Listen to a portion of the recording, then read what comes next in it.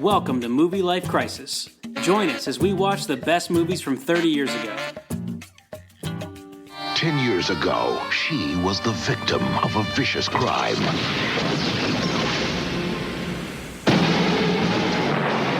On September 16th, time travel. He's going back to save her. Are we still together in 10 years? Am I dead? Will you get him? Jean Claude Van Damme, Ron Silver, Mia Sara, Timecop. Starts Friday, September 16th at theaters everywhere. All right. Welcome to Movie Life Crisis. I don't have the intro music. I don't have the trailer because I'm recording somewhere so else. Weird. Yeah, we just start that's talking. Funny. How about that trailer? The sound quality sure was bad. That's probably what would be appropriate. Oh man, dude, we were both just looking at each other in the camera. Didn't know what to do. That was great. I moved our food dish. It's just weird now. Movie Life Crisis, Season 4, Episode 12, Timecop. Season, man, Can you believe we've done 4 seasons since our first Van Damme movie? I could barely miss. We missed a lot of good stuff. Well, hold on. Let me rephrase. We missed a lot of stuff. a lot of stuff. Yeah. A lot of stuff, dude. I thought I don't like Van Damme. Excuse me. I promised myself that I would call him JCVD Do it. all the whole podcast. So I really like JCVD. Yeah. But I mean, I don't really like him, but I know you do. And that's for me, the whole reason I know who that guy is or what he does and all of the splits and stuff. The only reason I got that Super Bowl commercial where he was doing the split between two big rigs Yeah. was because I had seen that clip, and I only saw the clip, I think, because of you. I thought I saw this movie. I've never seen this movie. This dude, that Super Bowl advertisement where he was doing the splits on the 2 like semi trucks, I think it's one of the most famous Super Bowl advertisements like of this century. It was pretty cool. Yeah, And I don't know if he was really doing it. I like to think he is. he definitely was in Time Cop. I don't know about in the Super Bowl ad like a couple of years ago. Yeah, I haven't seen this in a long time. Surprisingly, or maybe not. I have not gone back to this one a bunch. Like Bloodsport and Kickboxer. If they're on, like, and I'm in a hotel, I'll definitely watch. But this one, I was like, dude, I don't know when the last time I saw this is. This one had a lot of other stuff that Bloodsport and Kickboxer doesn't have. It tried to do a plot. Yeah, And then that plot, we'll talk about it. We're about to do Big. That'll be out on Patreon probably about the same time this episode comes out, probably in the same week. So Patreon folks, and check that out. Normal folks, if you want to check out Patreon, you can do a free 7-day trial. I keep meaning to say, and I keep forgetting to say, you don't ever have to give us any money. You can just listen to this for free for as long as you want. Those of you who have chosen to, we really appreciate it because Yeah, it's awesome. that's how we pay for stuff. Yeah. And that lets us do more movies, which is something we really like. So Really, yeah. feel free to listen here and never give us anything. That's 100% awesome. And feel free to check it out on Patreon. And for like $5 a Support month, the arts. you can get some, support the arts. We've been looking at Van Damme movies for a couple seasons because I really used to like Van Damme. I don't know if I still do, but I used to. I used to did. Might could again. Yeah. Like Double Impact in 91, Universal Soldier in 92, Hard Target in 93. Universal Soldier I liked, Hard Target I liked, Street Fighters in 94. We're not going to do that this year. I mean, truthfully, there's not a lot there's not a lot of the JCVD filmography that you're like, we definitely got to catch that if we're going to be a movie podcast, or people are not going to take us seriously. He's done a ton of movies though. He's done a ton of stuff. It's not like, oh, he's only got 10 and 4 of them suck. He's got a lot that are all, direct to video, limited release type stuff, but like he's done a lot of movies. I'm trying to think of like, who would he be like? He'd be like Udonis Haslem, maybe. Like he was around for a long time, but he never did anything that was all that awesome. But he was part of a couple. He was part of a couple championship teams. Yeah, I was gonna say, I think he's got some rings, right? Yeah, I think JCVD is Udonis Haslem is not quite the right comp, but like in that neighborhood. Does JCVD have any rings? No. Do you count like I don't know? No, but he was like a better Expendables? player. So we'd need like a better player that didn't win any ring, like Reggie Miller, maybe. Like's really good for a long time, just never quite made it to the top. Right. Reggie Miller, I feel like that's a good area. Yeah, I like Reggie. Also, kind of annoying to a lot of people. Regina Miller, you stink. All right, give us a synopsis. We're just vamping to fill time because there's not a lot to talk about with this movie. Yeah. Thursday was cloudy, right? Oh, great. Now I got to talk to this guy. All right. AI says Timecop is a 1994 science fiction action film directed by Peter Hyams. Yeah. Hyams? Yeah. And starring a JCVD, Jean Claude Van Damme. The story is set in the future where time travel is possible and regulated by the TEC, Time Enforcement Commission. Max Walker, a TEC agent, uncovers a conspiracy involving a corrupt politician using time travel for personal gain. Walker must navigate the dangers of altering timelines to prevent catastrophic events and save his own future. Yeah, dude. Honestly, I was thinking the whole time, like, this is the plot of a good movie. Yeah. Like, you could make this movie with this plot, and it could be awesome. I think they could definitely make this movie with this plot, and it would be awesome. Yeah, I think you could make this movie with a similar plot and make a better movie. Yeah, I'm interested to hear how you want to change it to make it even better. But yeah, I was like, this one is not quite there. This one is kind of like they saw Terminator, but they didn't have the money. This is like the Temu Terminator. Somebody's drawing Terminator from memory. Yeah, somebody's drawing Terminator from memory. Yeah, but it's got the bones there for something that could be awesome. Yeah, dude, agreed. $27 million budget, $102 million gross. This is the biggest grossing movie that JCVD ever did. JCVD. That he was the lead actor in, because like The Expendables 2, I think, did better, and Universal Soldier did slightly better, and he was part of an ensemble in both of those movies. But with just him, this is the highest grossing movie ever. But that's almost 4x. That's pretty awesome. Yeah, he's doing all right. It was I've had it number 32 on the year, but that only listed the domestic box office. I think it would be probably in the top 15 if the international was also in there, because it did even better internationally than it did domestically. Yeah, if you count friggin' Belgium, I'm sure it raked in the dough. Isn't that where he's from? Yeah. What's his nickname? The Muscles from Brussels? Brussels is in Belgium. That's not a real thing, is it? Yeah, dude. That's one of his nicknames. The Muscles from Brussels. Yeah. Oh my God. That's other names on Wikipedia: JCVD and the Muscles from Brussels. Those are the two. Oh man, JCVD and the Muscle. Dude, that's great. So this one landed on the budget, the gross for the year, right between two sequels. And both of them we did the original on the podcast.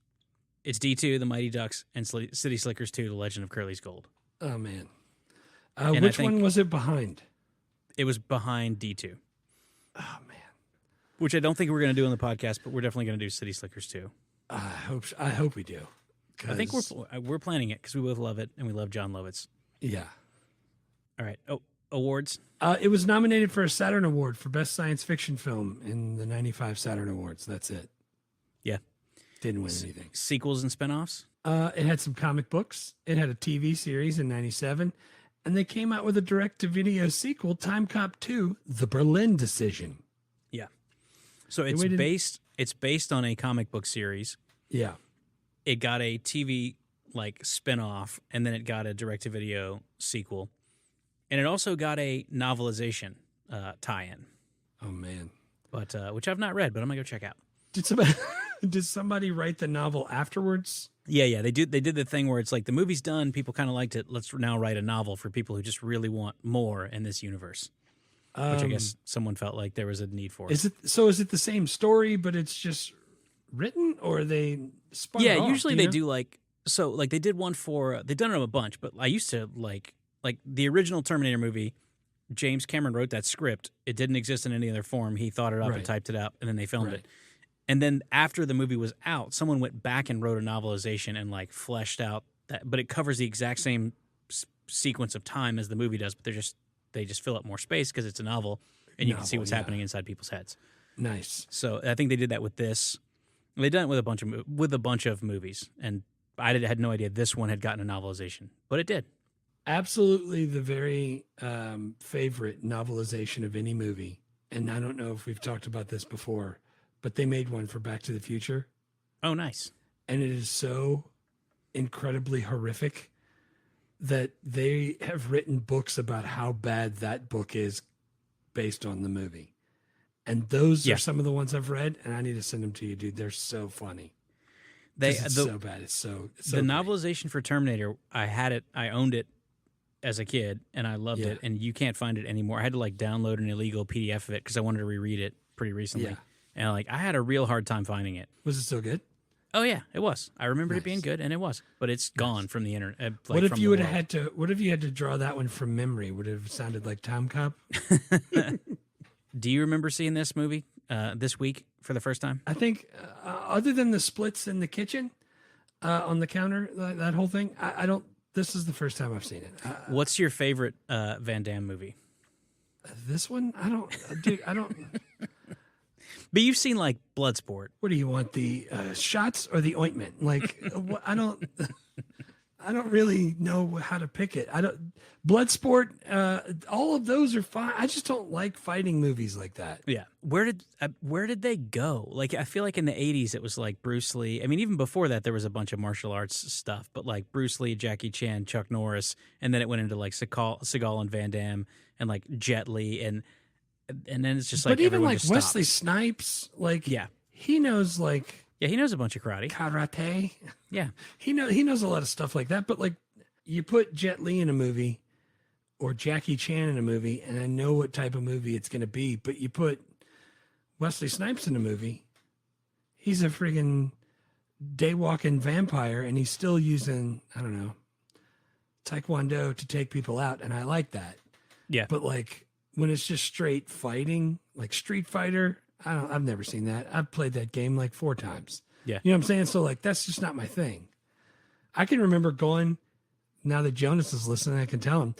We used to go to the arcade and at Southeastern, and I would just mash buttons and beat him, and he would be so angry. I don't like, that's not my thing. So Timecop I thought was probably going to be my favorite one because it's time travel and I like history. You know what I'm saying? Like it just missed it. I missed the mark a little bit. So you have or have not seen Bloodsport? Oh no, I've seen Bloodsport and I've seen Kickboxer. Yeah, Kickboxer. I've seen both of those. That was the extent. I thought I had seen this one, but then I started watching. I was like, "What the hell?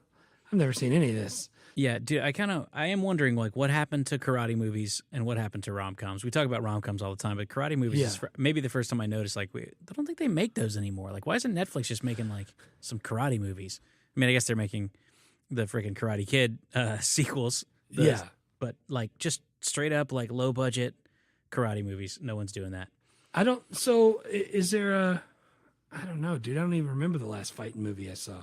Yeah, and maybe no one watches them anymore, and that's why. Dude, there was freaking so many of these in the 90s and in the 80s too, which we're not doing. But and they were a lot of them were like, yeah, this cost $7 million, and it starred this guy who looks like Emilio Estevez's fourth cousin. It's like, oh, this is remember there was the one, I don't know why I'm asking you don't remember. There was the one where the guy did capoeira, like the Brazilian fighting karate, where it kind of looked like you're doing handstands and stuff, and you also kick people. And you were like dancing? Yeah, he was like dancing. He was like training kids on the beach. Like there's a million movies like that. Like Best of the Best with freaking Eric Roberts, like the karate, United States Three karate Ninjas. team goes. That's what I'm saying, dude. 3 Ninjas, Surf Ninjas. Like there was a million of these movies, and now they're gone. I don't remember when I first saw this, but I definitely watched it when it came out. I think I watched all these movies on VHS. And then, like, if there was nothing new out, like Striking Distance, I would just watch a Van Damme movie again. Oh, man. I can't. Like Hard Target, I think he pretended like he was from southern Louisiana because he doesn't speak English all that well. So he's like, yeah, he's kind of French. He was often kind of French. He was kind of French. What's the one where there's like 2 Van Dammes? Because for the longest time... Time Cop. No, not that one. Yeah, it's one of those. It's like sudden... No, is it Sudden Death? Is that the one where there's 2 of them? No. Double Impact, maybe? Double Impact. That's definitely it. Yeah. That's the one. So for the longest time in 1991, 7th grade me was like, there's 2 of these guys. He's a twin. One is Jean Claude. The other guy's name is Van Damme. Yeah. And together it's Jean Claude Van Damme. That was how much I like this guy. I thought there was 2 of them. Yeah, totally. His real name, by the way, is Jean-Claude Camille Francois Van Varenberg. So Jean-Claude Van Damme is how he shortened it when he got to Hollywood. Yeah, it's a good call. All right, man. Well, how do you rate it? Since I know you're a big fan of this genre and this actor. As I'm trying to rate it, because I did watch the whole thing and I didn't have to like pause it. And you know how we always talk about like, oh man, I'm slogging through it. Yeah. It didn't feel like that. I made it all the way through.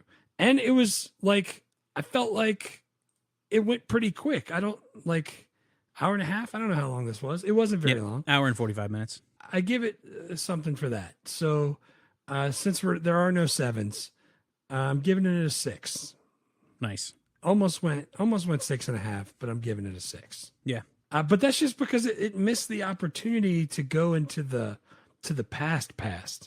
You know what I'm saying? Like the best parts were when the guy showed up and was talking to the Confederate people in 1863, or when he goes back to 1929 and he's talking to Atwood or whatever the hell that guy's name is. I like the movies where when you go to the past, there's an opportunity to ruin stuff in the future / present. Like that's the appeal of Terminator and like Back to the Future. And I wanted that. And then all of a sudden I'm watching him go back into the past and he goes back to 94. So then I'm thinking, oh shit, he's going to be way in the future. 20 years? That's it? He was like in 2014 and all they had was 10 years, dude. 2004. What? 2004 to 94. Oh, I thought he was in 2014. No, either way, 2004. It was either crazy. way, it was just a self-driving car. Yeah. And which took like 17 switches to turn on. That's not the future. Like I wanted it to be more. Lastly, the main plot point was about a politician who uses his office and time travel for personal monetary gain. And here it is 2024 and we're still not learning those lessons. Yeah. Could we not send JCVD after some of the politicians now and tell them to stop insider trading? The funny thing is, like, I think I was looking at, because I was like, we're not going to do a bunch of Van Damme movies because I know you don't really like them that much. And most of them are not that good. Yeah. But I was like, that one's pretty good, I think. That's like, it made the most money. I think it's like the best reviewed. Like, we'll do that one. Yeah. And even still, I was like I gave it a 5.5 out of 10. Like same thing like you're saying. Like it moved. I thought the story was really interesting. I kept going like, man, there's the shell of a really good movie here. Yeah. And like this is the only Van Damme movie that the fight scenes are the worst part of the movie. Like I was going like actually, like you're saying, like dude, when the senator's like talking to his earlier self, he's like, just take this envelope, just invest in this computer chip's gonna be worth billions, and just lay off the freaking candy bars. Like all of the non-fighting scenes part was the best parts of the movie, and that's extremely unusual for a Van Damme movie. Yeah, for a JCVD movie, that's not what you're looking for. Like this extended fight scene is actually taking me away from the story, which I was pretty into. Yeah. I don't know, man. Maybe it's future 2024 me realizing that all the people that are in Congress are making a ton of money. See, I liked that part of the plot. It's like that's exactly what would happen if someone in the government discovered time travel. Someone on the freaking Senate committee would figure out a way to go and make that money for himself so he could run for president. Did not enough people watch this movie that we didn't learn our lessons? Dude, if you thought that this movie was going to like engender campaign finance reform, I hate to tell you, I think you've asked too much from Van Damme. I don't know, man. I just if we always talk at the end about whether we should remake it, I got to be honest. I think JCVD should just go after like Nancy Pelosi, just like, you know what I'm saying? Like somebody whose campaign is making a ton of money off of this. I mean, dude, pick any national politician, but like, no, they're all doing it. This one totally works for it's due for a remake, honestly, because it's not really like, I don't think anyone would be like, they really messed it up when they redid it. Everyone would be like, sweet, awesome. They can only improve. Boy, that. They didn't stay true to the story. I'm out. Like, dude, think about it. I mean, we're way ahead of ourselves, but if you go to remake this, it's like, we're remaking Timecop. Like, who's going to be Van Damme? It's like The Rock. Awesome. Ryan Reynolds. Awesome. Some kid I'd never heard of. Great. Let's do it. I'm ready. Yeah. Like, it doesn't, go. I don't care. It doesn't matter. I had a bunch of ideas for whoever redoing this. Yeah. No, I'm with you. All right, let's do best scenes. What's your first scene? The split kick in the kitchen where he jumps up on the thing. Yeah, when he's fighting the bad guys, where he's fighting Bebop and Rocksteady. Yeah, and they jump up on the. That's a great call. The freaking hairstyles in this one were wild. God, it was really bad. And he jumps up in the tiny little running shorts or the boxers or whatever. Yeah, and he does the split, and like one of his feet lands on each counter, and like that suspends him in the air, and then the guy like shoots his freaking stun gun and electrocutes the water that only he is standing in, not Van Damme. Right. Yeah, what a dummy. So I picked that. I know it's a fight. Yeah. That was on my list too. And again, I think that one and the I didn't put this in my scenes, but like when he holds that one foot up and the guy almost runs into his shoe. Yeah, early on the skates. When he stops the purse snatcher by just holding his foot out in the middle of the air. Yeah. And the guy almost like skateboards into it. Yeah. I don't I think those are the two most iconic images I had. Yeah, dude, those definitely are. And I had that same one because he's like in his apartment in the future, and by future I mean 2004. Yeah, but it's not even like. This is the thing. I know it's only 10 years. I thought it was 20, but I know it's only 10 years. But aren't you going to go like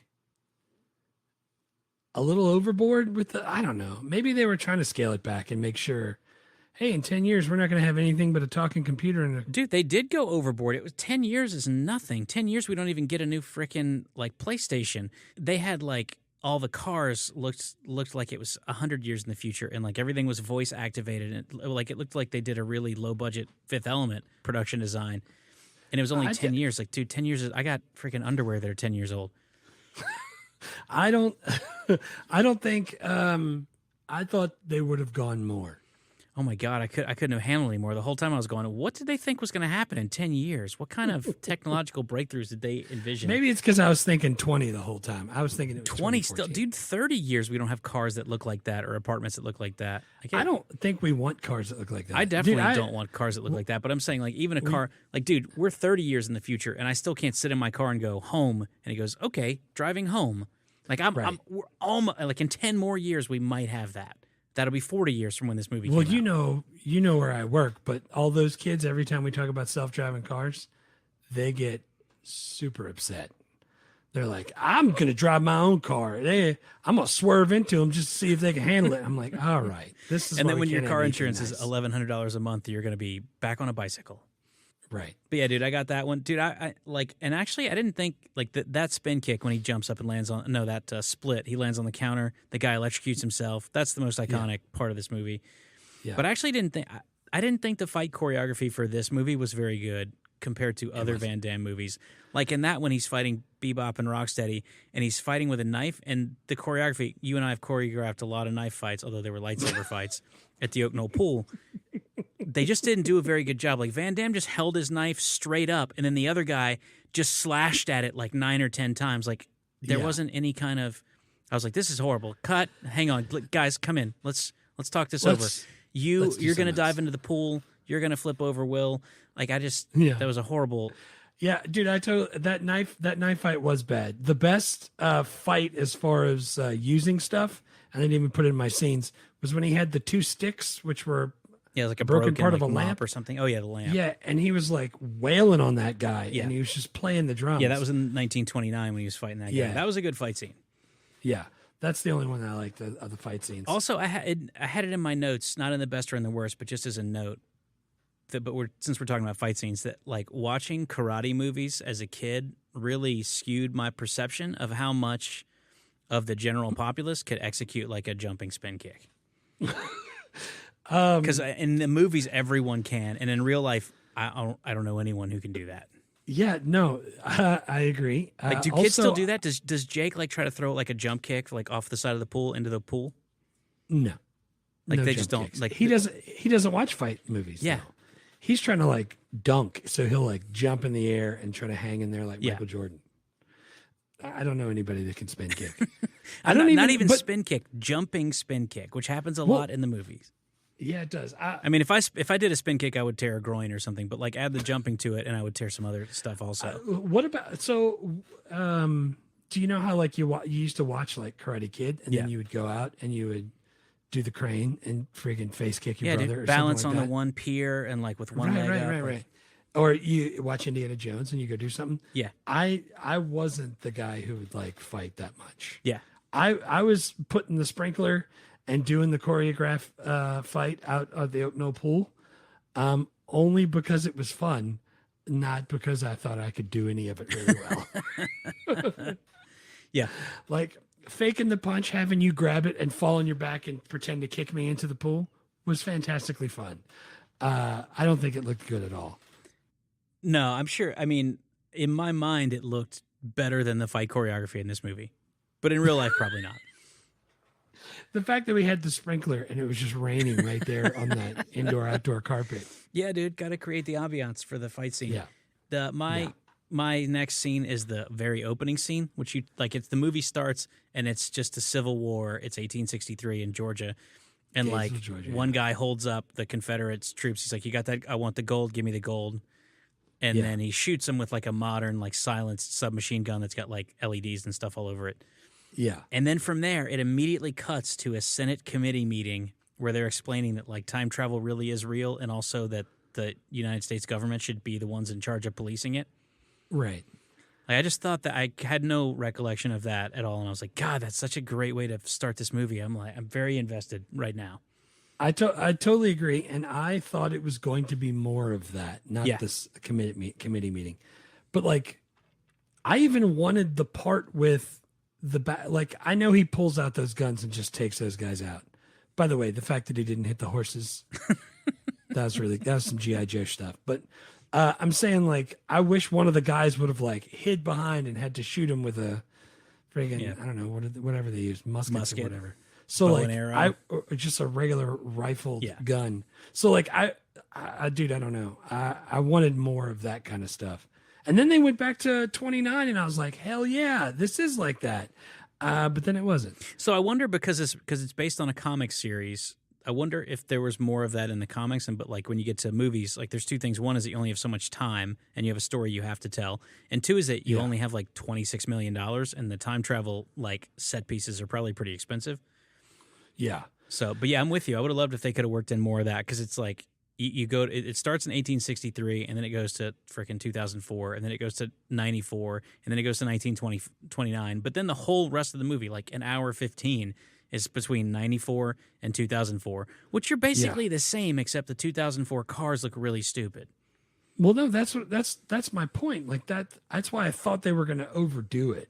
Like, you could tell the difference in Back to the Future 2 when he went to the future. Yeah. Cars were flying and shit. These were just like cars made of Legos with no windows. Yeah. But that's why weird. I think that's a budget thing. I think like I think if they go 30 years forward, they're going like, we have to spend a lot of money on Van Damme's makeup. And if it's 10 years, he could just be the same guy, except now he has a mullet. Like, no, yeah, like nothing. I like how she didn't even recognize him. Yeah, she was like, "Who are you?" I'm like, "What?" Yeah, it's like he's him. just It's a the exact mullet. same You guy. can't- Just has his mullet now. Why can't you tell? Yeah, I think they did 10 years so they could use all the same actors and all the same sets, and they go like, "We'll just get some weird looking cars, and then we'll call it a day." Right. But what's your second scene? My second scene, I only put it in because I could not stop giggling. There was the fight in the chip lab. Yeah. With the two Senator McCombs. Yeah. Is that his name? McComb? Dude takes a wrench to the face. There's like red barrels with fire explosive symbols on the side. And dude, they were shooting at him and they were leaking and like stuff was sparking, but it didn't blow up. Yeah. Just Caught on fire. The whole thing just looked like one of those stunt spectaculars that you see at Disney or Universal. And dude, it totally looked like that. Like it was a facility where they were making computer chips, I guess, and it just had a whole wall full of barrels that just said like danger, flammable, and they just would shoot them and then they would catch on fire. And then like a forklift was driving by itself for no reason, and he remember he wedged it with the pipe, with the and wood. then he was like, then he climbed up and like stood behind the barrels, and the guy's like shooting and at the barrels. There's catwalks everywhere, and then there's also like a thing where like if you elbow it, like freezing cold liquid comes out and like freezes a guy's whole arm. It was the most ludicrous. Which he kicks off. Because clearly when they wrote this, they saw Demolition Man the year before. Like maybe I should have told him to freeze. Like, dude, that particular scene, I was like, this is so wild. All the stuff they jammed into this particular like fight scene. If you're the Senator McCombs that's gone back to the past or lives in the past, do you just go like, well, now I'm going to hang on to this envelope because we really ruined this whole chip building process? Like, yeah, well, dude, the guy falls and like shatters a big. Older Senator McComb shot the guy who was in charge of it right in the head, and he's like, "Hold on to this; it's going to be worth a lot of money." Well, how? You just killed the guy who invented it, right? That's and then what we I wrecked don't get. the whole factory with this freaking fight. Yeah, dude, I didn't have that one in my scene, but that one was ludicrous, absolutely ludicrous. Dude, the whole time I was just giggling, and I was like, I need some of that. That was the one where I was thinking, like, the fight scenes are really dragging this movie down. I wish they'd get back to the time travel. Right. 100%. My third scene is the last major fight scene where two Van Dammes and two senators fight in his house in 1994, which eventually explodes, obviously. Yeah, of course it explodes. It's full of two red Van barrels Dammes, full of two Senator McCombs, and then one Sloane from Ferris Bueller's Day Off. yeah. Sloane Peterson was the wife of Van Damme, and she was Mia Sara. She was pregnant, and then she had to make sure that he had to make sure she lived and all that stuff.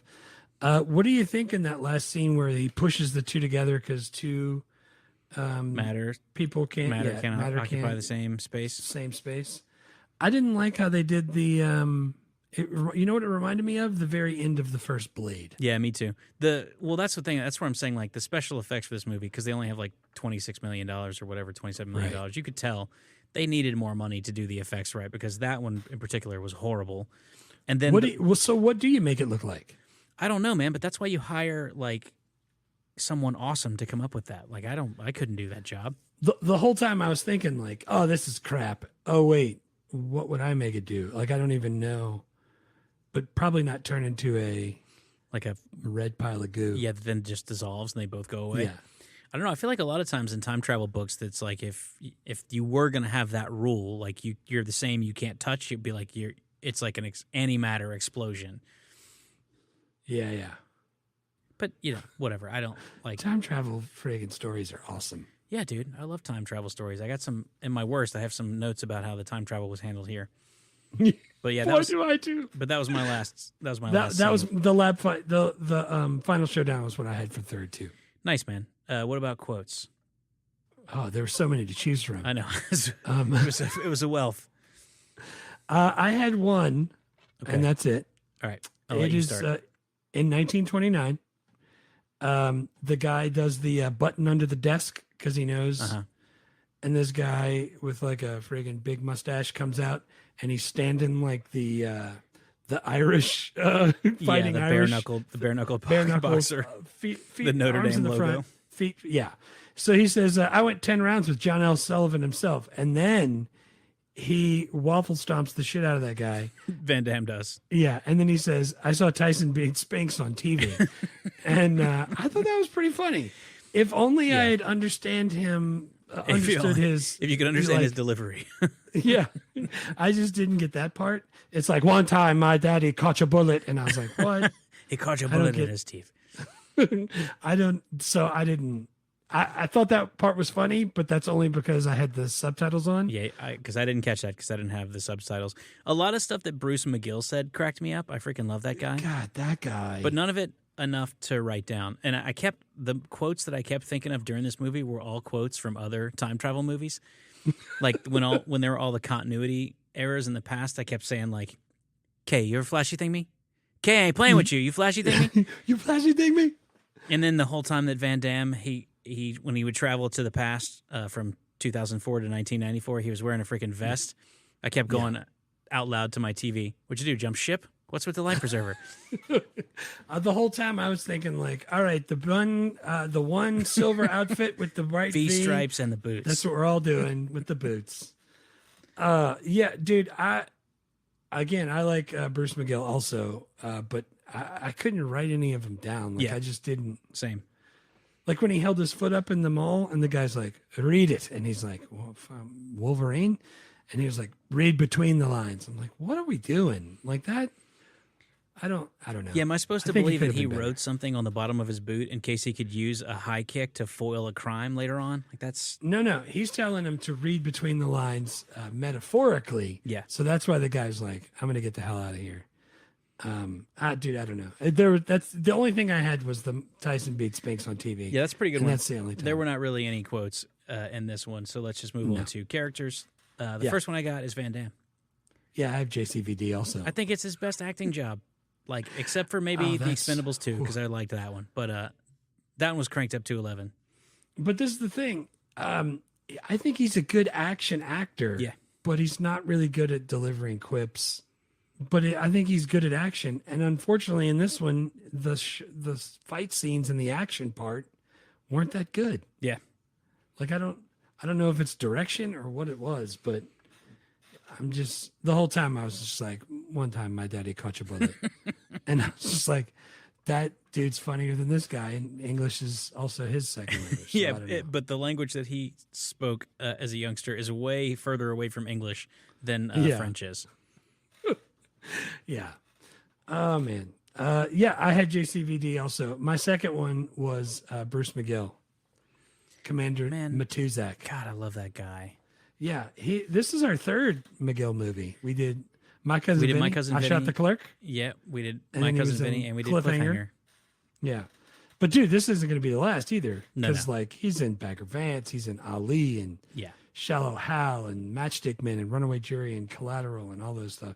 Dude, if we keep doing this and go backwards in time for Patreon for another 10 years, he's in Animal House. So like he's a really good like third or fourth guy. He's a good background guy. He's great, and man. every time I see him, I can point him out. He's just great. Because I used to love MacGyver when I was a kid. Every time I see him, that's the first thing I think is MacGyver. But Nice. yeah, I do. I always enjoy his performances. And this one I thought particularly, I felt like the whole movie was like, he was holding it together. Like, he was like the Yeah, he one really was. believable, funny character in this entire thing. So Yes. shout out Bruce McGill, because he was doing work here. His back is going to be sore. Yeah, he's still doing work. He's listening. Yeah. Who's your other one? My third one is Sloane, Mia Sara. Dude, I wanted to put Sloane. And I like her, but I don't think she was in the movie enough. So I didn't. I put her I had her as an honorable mention, just to remind myself to say something about the female character. Yeah. Who else you got? because it's all a bunch of white guys. She did win, by the way, the Saturn Award for Best Supporting Actress for this movie. Oh, nice. I don't know. I just put Senator McComb because he had to play two parts, but they were both the same part. But then he was also like, he looked a little bit too much like 90s Eric Clapton. Yeah, so he the did. whole time I was just like, if I could reach the star. He definitely had the Eric Clapton hair and beard. Yeah. I don't know. He was a pretty good bad guy. I'm grasping at straws here. He wasn't. I know there's not a ton of people in this movie. That's a good call, but Mia Sara, like, she wasn't in a ton of this movie, but I thought she did a good job. And it's weird because I wanted to talk about her because I feel like if I see her and stuff like this, it's like, oh man, what happened to her? She was great. Yeah. In Ferris Bueller's Day Off. It's like, I guess maybe she got tired of acting, and then I go look at her filmography. It's like, no, she's done like 30 movies and like 25 TV shows. She's been working the whole time. I just didn't see any of it. Right. Yeah. I was going to say the last thing I think I saw her in was Timecop. I don't think I've seen any of the other ones. Yeah, dude, nothing that she's done since then. I'm trying to look. She hasn't done a movie since 2013. I didn't see anything after Timecop. TV. We'll see her again though in '86 in 2 years on Patreon for Ferris Bueller, right? Oh, dude, we will definitely see that. But like, it's pretty interesting. She was married. She's been married a couple times, which is not that interesting in and of itself. But the people she was married to, the first person she married was Jason Connery, who's the son of Sean Connery. Oh, nice. She has a son with him. So she gave birth to Sean Connery's grandson. And then after that, she gets married to Brian Henson, who's the son of Jim Henson. Nice. And she has another kid. So she's given birth to the grandchildren of Sean Connery and Jim Henson. That's pretty freaking amazing. That's pretty cool. Like, I want to go to their Christmas parties. That's really weird. I didn't know that. Yeah. I like it. Yeah, man. It's a good tidbit. Writer, director. So, like I said, this was originally a comic on Dark Horse Comics. You're not really a comics guy. Like, you could do like entire books about the creation of Dark Horse Comics, which is a independent publisher that was formed in the 80s. That was very creator friendly from a standpoint of like sharing revenue with the people who made the comics. But they published stuff like Frank Miller, like Sin City 300. Yeah. They published. I had some Dark Horse stuff. Yeah. I remember them for sure. Yeah, they had Hellboy. They did some early mangas like Ghost in the Shell, and so the guy who started Dark Horse Comics, Mark Richardson, actually wrote this comic series, Timecop. That's awesome. And- I thought, this whole time I thought it was a whole thing, but isn't it just a small like anthology? Isn't that what it's called? like when you do the little tiny chunks and it's only like 5 comics or 6 comics or something. I thought it was a small thing. Yeah, this was not a long running series. This was a 3-part story that was in an anthology. Because I tried to look it up on Hoopla so I can use my library card. Yeah. So I could read it. Yep. But it said there was only 3 things, and I thought maybe they only had 3, and I didn't go into it. So this is just a 3-part story that was part of an anthology. But Mike Richardson also wrote another comic series for Dark Horse, The Mask. Oh, nice. Oh, that's awesome. I can't. So pretty good year for him. Yeah, he's doing all right. And then he wrote the script based on his comic story with another Dark Horse writer, Mark Verheiden, who's written just a couple movies, but has done a ton of television since then. Like he did Battlestar Galactica, he did Smallville, he did Daredevil. This dude looks like he does a lot of stuff that used to be movies, and he's making comics about them, kind of thing. Like Indiana Jones and the Fate of Atlantis. I read that comic. Who's that? I mean, Who are you talking that about? game.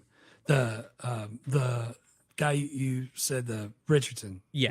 Mike Richardson. Yeah. I think they've done a bunch of like adapting existing properties and then expanding on them in comics recently. Like the dude Star Wars. Do you remember Fate of Atlantis?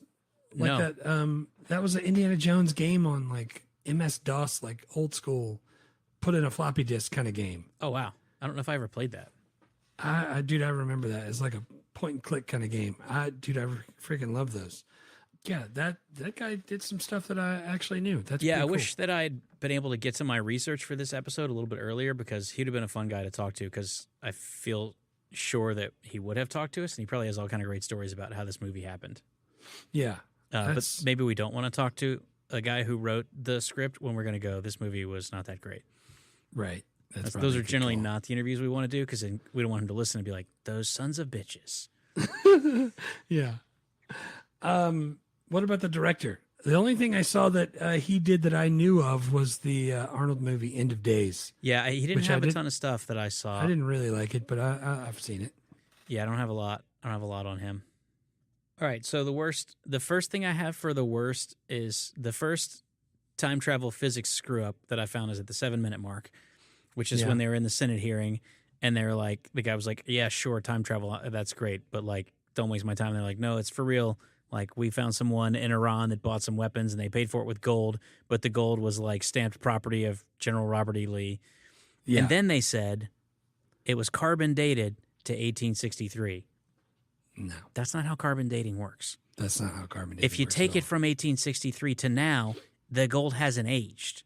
It has to be buried in the ground for us to be able to carbon date it because the carbon has to decay at a rate that we can measure. Right. So that's actually a pretty minor quibble for a time travel movie like this, but I was like, come on, guys. What are we doing?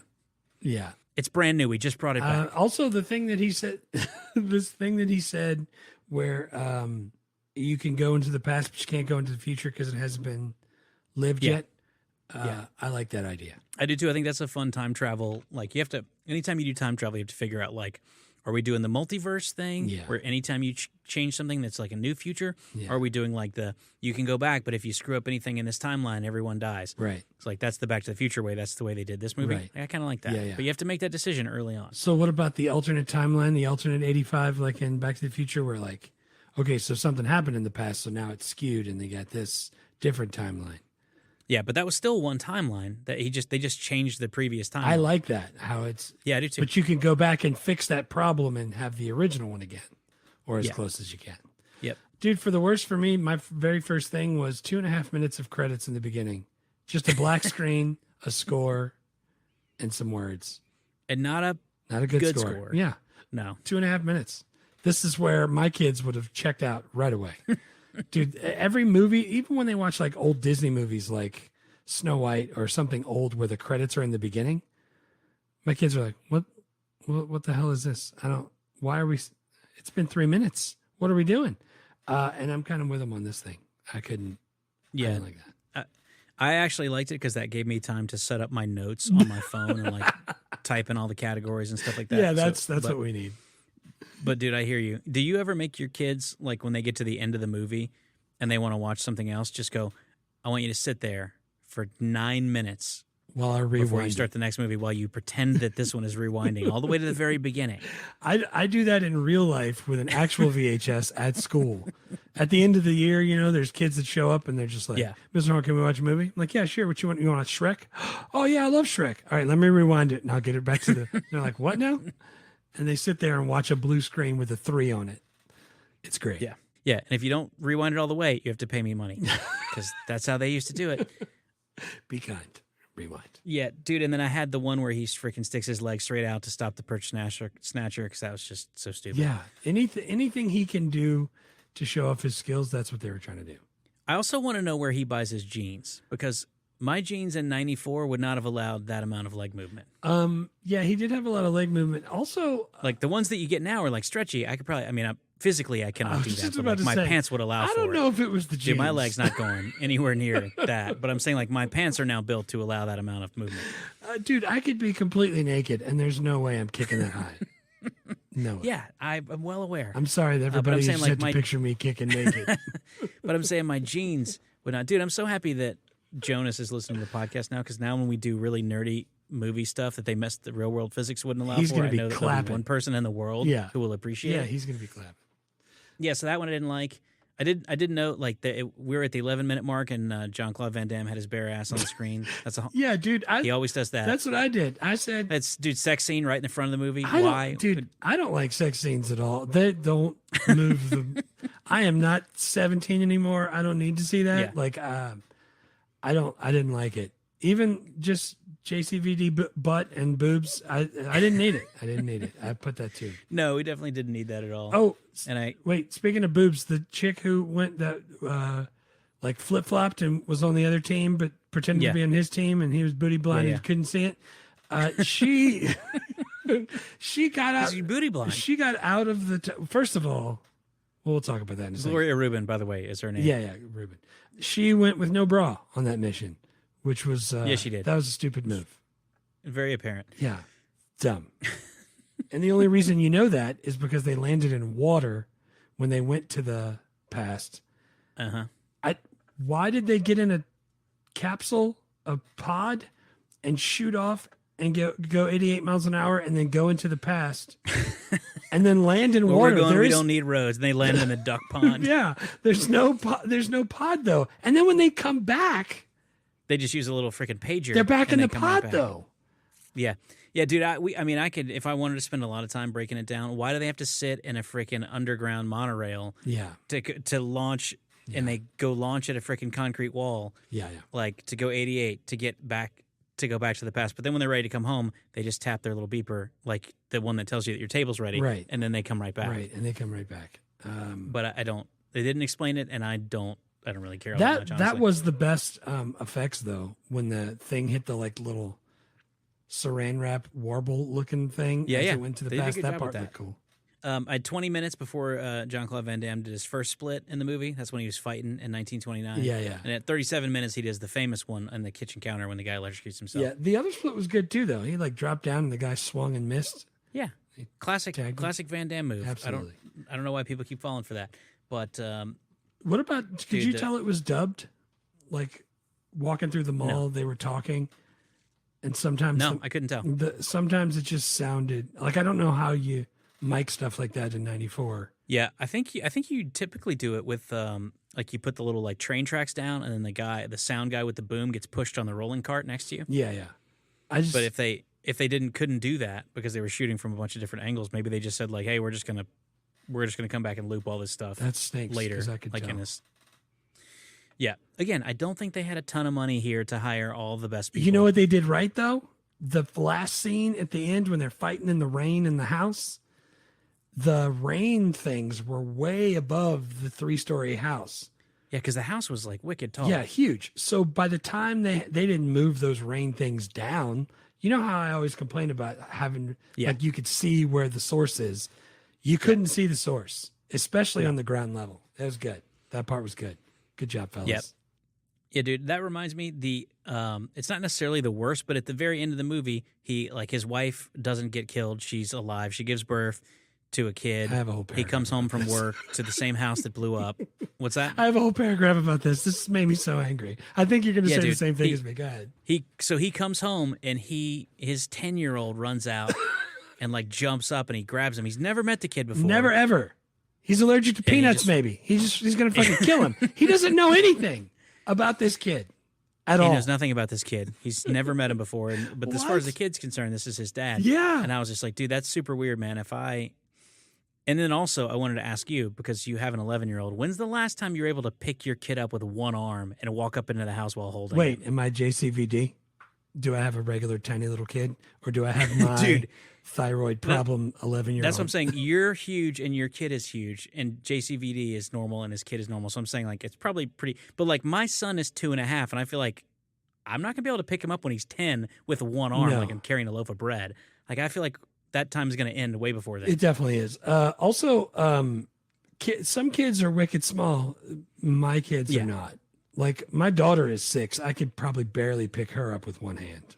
That's kind of what I was thinking. I feel like 6, 7 is going to be like, all right, now I'm tearing some tendons. Like, I'm sure I can give him a piggyback ride or whatever for a long time. But, like, he just picked him up like a freaking sack of potatoes and, like, walked in the house with this stranger that was his kid. Yeah, this weird little kid.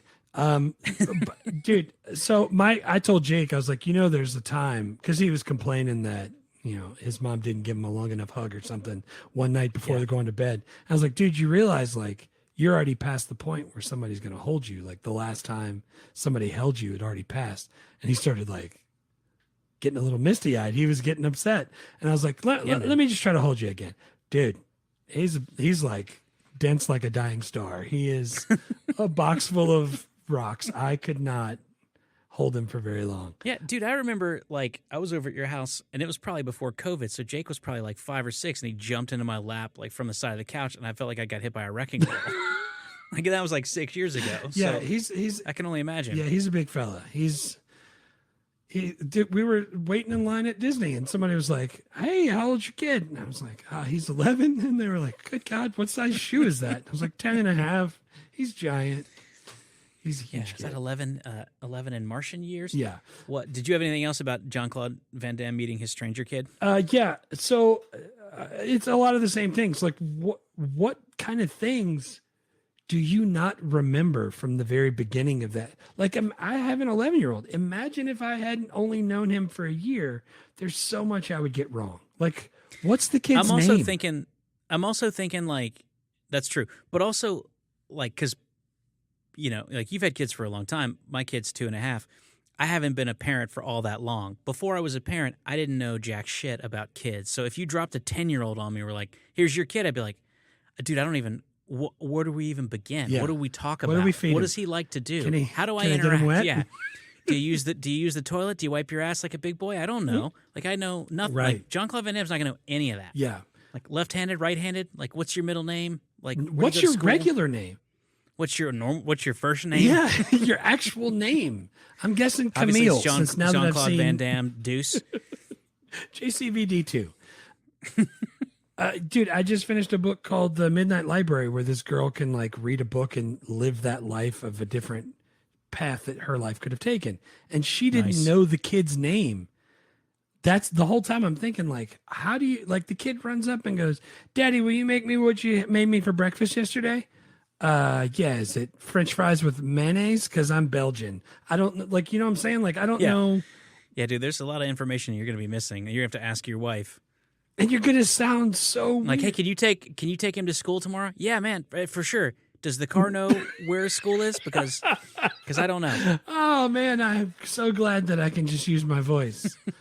Criminy. Yeah. Yeah, Dude, that was, so I'm happy for him that his wife lived, but it was weird for him to meet the stranger kid who was like 10 and thinks that's his dad. You know what's good about that, though?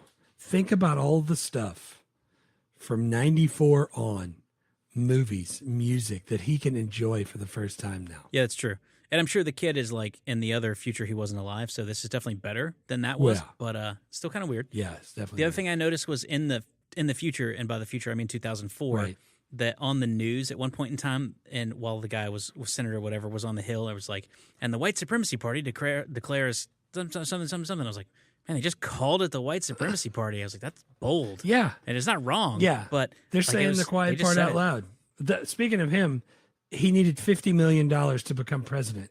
Yeah, $50 million will no longer buy you the presidency, thankfully. Yeah. But That's speaking of money. Also, when he shows his badge in the JCVD, shows his badge in the hospital, he folds his wallet back up, and where does he put it? I don't know. He just tucks it in the front of his belt, in front of his shirt that's tucked in. And I was like, what are we doing? He probably can't have stuff in his pockets because he's going to get his leg up real high, and that bulge would be in It the would way. shoot out the back. A couple more words. The house blew up. Yeah. We did it. What the hell was that? And the whole It's 94, man. Everyone knows that shit blows up if you start to fist fight. it's definitely good. It blew up. We find out at the end because what Eric Clapton brings C4, brings C4. a tiny little C4 too. Yeah. And the whole time I'm like, is that C4? Man, I've been looking all over for that, man. Where'd you get that? Clyde, where'd you get that? Where'd you get that, Clyde? It didn't look like C4 normally does, where it's like it looks like Play-Doh, Yeah. but like gray Play-Doh. This was like a silver container, like you'd send to the bank when you want to get cash, like through the tube. Yeah. It was one of those guys. The drive-through tube full of C4. That's what $24 million will get you. We need a bomb. All right, well, I went to the bank earlier. I'll just steal it. It's great. Yeah, but that's all the worst. Yeah, that I that's had. all the worst that I have, too. All right, is it okay for kids? 5 questions. Dude, I think like 13. 12 or 13 is Yeah. fine. If you can get past the boobs and the butt, you're fine. Everything else is Yeah, just that's regular. That's like at the 11-minute mark, so you can just fast forward past that. Right. Although you do miss some of the best parts of the movie, like when they're in the freaking 1863. Yeah, you can. Would this movie get made if it were pitched now? Man, this is the first one I think that we've done where I really want someone to read. I agree. And I was thinking the whole time, like, okay, they have the TEC, the Time Enforcement Commission. Time Enforcement Commission. What's on Loki? They're the TVA, right? I can't Time remember. Variance. It's been a Time while since I Variance. watched that. Time Variance Association or Authority or whatever it is. Like, there are people that can, like, police time travel and other lines of time. I think that would be awesome. I think it would be a good TV show. And also, Dark Horse still owns this story and still has an entertainment division that produces movies. Like they should be doing this. They should totally do it. Do you think it's a movie, or you think you could do it as a TV show? I think it'd be fun either way. Like you're talking about Loki, that'd be a perfect way to do it as a serialized like TV show thing, or make another movie. Somebody That'd be that great, just too. keeps going back into the past to keep making sure the time. Yeah, dude. It's goes like the right Quantum way. Leap, except with karate kicking. Although maybe you might redo it with like fewer karate kicks. Okay, less karate kicks. I'm with it. Did you find anybody to remake it? No, because like I said it earlier, like I don't even care. I don't care who you put Yeah. in this. I just think like this will work with anybody. Yeah, I want to switch Like it. they could fight, they could not fight. It doesn't even matter. I All right, want you go. somebody who can kind of fight, but it doesn't have to be Okay. like karate fight, like Okay. just regular Indiana Jones fight, Yeah, whatever that's called, fighting. it's a regular fight. Fight. Yeah. So also, you know how we always try to switch it up. So instead of Max Walker, I want Maxine Walker, and I want it to be Zoe Saldana. Because I think she could do the fighting for a little while longer. She's getting a little older, but I think she could still do it. Yeah. And then for Senator McComb, I want it to be Angela Bassett because Nice. she's a hard ass pterodactyl. I And love then Angela Bassett. instead of Melissa, wasn't her name Melissa in the movie? His wife? Yeah, Melissa Walker. Yeah, I want Michael. I put Michael Walker, and I want that to be Ryan Gosling because now that I've seen Fall Guy, that guy's fantastic. Yeah, he's great. Not that I didn't like him before. And then for Matuzak, instead of Bruce McGill, I want Viola Davis, Yeah. and I think that would round it out, and I think that'd be a nice movie. I would totally watch it, or a TV show. Yeah, that'd be fantastic. I mean, I love Viola Davis. Is she funny? She's kind of funny. She could do funny. She would be the dry, straight-faced funny. Yeah, good call. So I think she would be a really good leader of the Yeah, man. TEC. I'm on board with that casting. I don't even think it matters. Like, put anybody you want. Right. Whoever you want to make this a vehicle for, just do it. Yeah. It would be great. Can you still watch and enjoy this in 2024? Meh. Yeah. Yeah, I think. If you got nothing else to do. Yeah. I did not enjoy it. Right. But I'm not like anxious to rewatch it again. Right. I think it'll be some time before I rewatch it, and it'll probably be something like, let me show the kids, or let me watch this with somebody else who just mentioned it, and we're sitting at the house. Like that kind of thing. Yeah.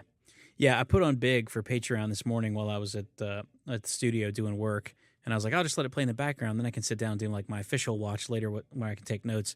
And like 15 minutes into Big, I had to turn it off. I was like, I can't have this on in the background. It's too good. Yeah, you can't. You just find yourself watching it. But like this Timecop is not that type of movie. No, you could let that. I could have it. It's not even good enough to be on in the background. You could let it run, but you would have to mute it. I could and let it never look at it. Where do you find it? It's streaming on Peacock. That's where I watched it. Oh man, found it on. And I'm getting really weird recommendations from Peacock now that I have watched this. It's going like, you know what else you might like? I was like, dude, I definitely don't want to watch that. You bought a toilet seat from Amazon? Let me show you some other ones. Toilet seat aficionado.